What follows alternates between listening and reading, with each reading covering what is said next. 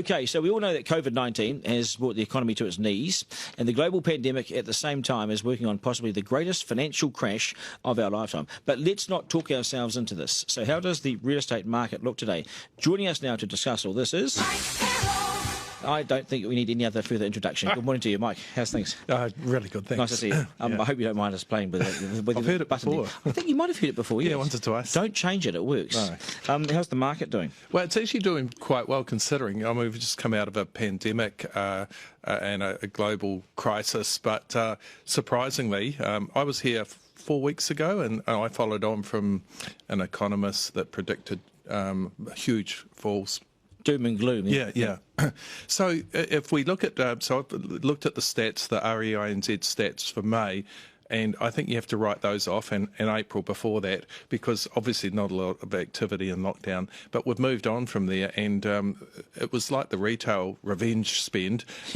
We've got the same indications, I believe, with real estate activity. It's now starting to ramp up again. The revenge buy. People, at the end of the day, as human beings, like we're all human beings, right? We have to live somewhere. Sometimes we have to move somewhere. We have to live there as well. Like we have to live somewhere. So this is where you come in. And I think that people realise, or should realise by now, that buying a house isn't like buying shares in the share market where you analyse the figures. And this is why I'm not showing a lot of figures. I read all this stuff and thought, really, it's we're not talking shares or economics. We're talking places to live. Places to live are fundamental, and you don't buy a house based on. And it's no good looking at the stats month by month and thinking when is the right time to buy. Well, and that's the thing. We buy homes. Of course, there are investments into the future.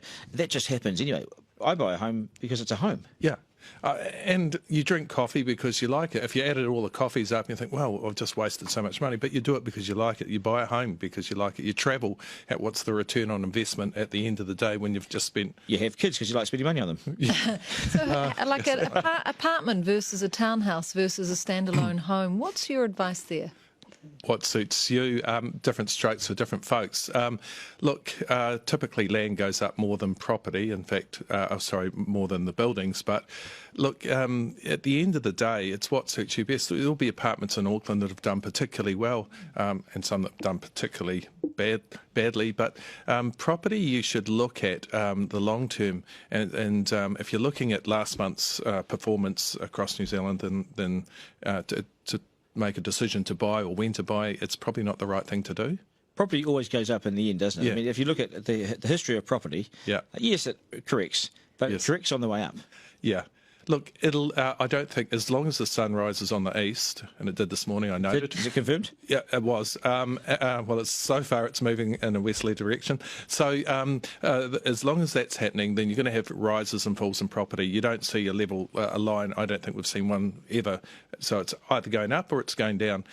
But over a long period of time, it's tended to go up in value. So you're not buying it purely for economics. No, for investment. Yeah. Hey, we will see you in a month's time. We've got some exciting news. Yep. So big news. We won't tell anyone yet, though, okay? So it's a month away.